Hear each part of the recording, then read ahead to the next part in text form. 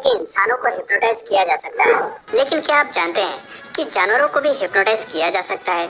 इस वीडियो को पूरा देखने के बाद आप भी कुछ जानवरों को हिप्नोटाइज करना सीख जाओगे, इसलिए इस वीडियो को लास्ट तक ध्यान से जरूर देखना। सिडनी ऑस्ट्रेलिया के ह्यूबर्ट ली जानवरों से उनकी भाषा में न केवल बात कर सकते थे बल्कि उन्हें हिप्नोटाइज करके लेकिन जापान के ची मास्टर कंजावा सेंसी अपने ची एनर्जी से किसी भी जानवर को सुला सकते हैं। योग शक्तियों से इनका दिमाग इतना शक्तिशाली हो गया है, इस अलौकिक शक्ति को कई बार टीवी शोज में भी दिखाया गया है। मास्टर कंजावा सेंसी कहते हैं कि वह जानवरों को नियंत्रित करने के लिए एक तरह की ची एनर्जी का इस्तेमाल करते हैं।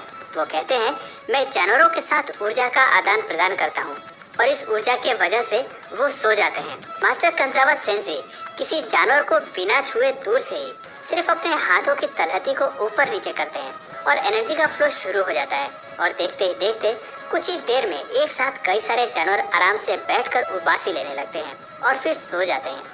हालांकि इस तरह का हिप्नोटिज्म हर किसी के बस की बात नहीं है, लेकिन फिर भी आप कुछ ट्रिक्स से ऐसा कर सकते हो, जैसे मुर्गे को हिप्नोटाइज करना। क्या आपको पता है कि आप किसी मुर्गे को आसानी से हिप्नोटाइज कर सकते हो? मुर्गे को हिप्नोटाइज करने के लिए उसे किसी भी तख्त या जमीन पर लेटा दें और फिर उसकी आंख के सामने एक सीधी रेखा खींच दें या कोई सीधी डंडी ही रख दें। ऐसा करने से मुर्गा कुछ ही समय में हिप्नोटाइज हो जाएगा। हिप्नोटाइज होने के बाद मुर्गा उसी सिचुएशन में जमीन पर लेटा रहेगा और वो उस लाइन को हिप्नोटाइज होकर घूरता रहेगा या आंखें बंद करके बेजान पड़ा रहेगा। वापस उसे होश में लाने के लिए एक जोर से आवाज लगाएं या फिर उसे उसकी जगह से हिला दें या हटा दें। और दोस्तों, सबसे विचित्र बात यह है कि अगर आपने 4-5 मुर्गों को एक साथ हिप्नोटाइज किया तो वो एक साथ ही कुछ टाइम बाद होश में आ जाएंगे।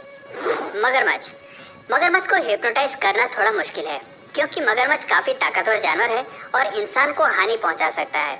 मगरमच्छ को हिप्नोटाइज करने के लिए उसका मुंह पकड़कर उसे जमीन पर उल्टा लेटा दें, फिर कुछ देर तक उसका मुंह बंद रखें। ऐसा करने से वो थोड़े ही समय बाद हिप्नोटाइज हो जाएगा, लेकिन उसकी आंखें खुली रहेंगी।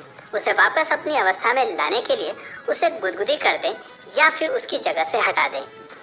मेंढक पकड़कर उसे उल्टा करके उसके चेहरे के चारों तरफ अपने फिंगर को गोल गोल घुमाने से वो हिप्नोटाइज हो जाते हैं। हिप्नोटाइज की अवस्था में इनकी आंखें खुली रहती हैं, लेकिन बॉडी बेजान होकर उसी अवस्था में पड़ी रहती है जब तक कि कोई तेज आवाज ना हो या कोई इसे हिलाए नहीं।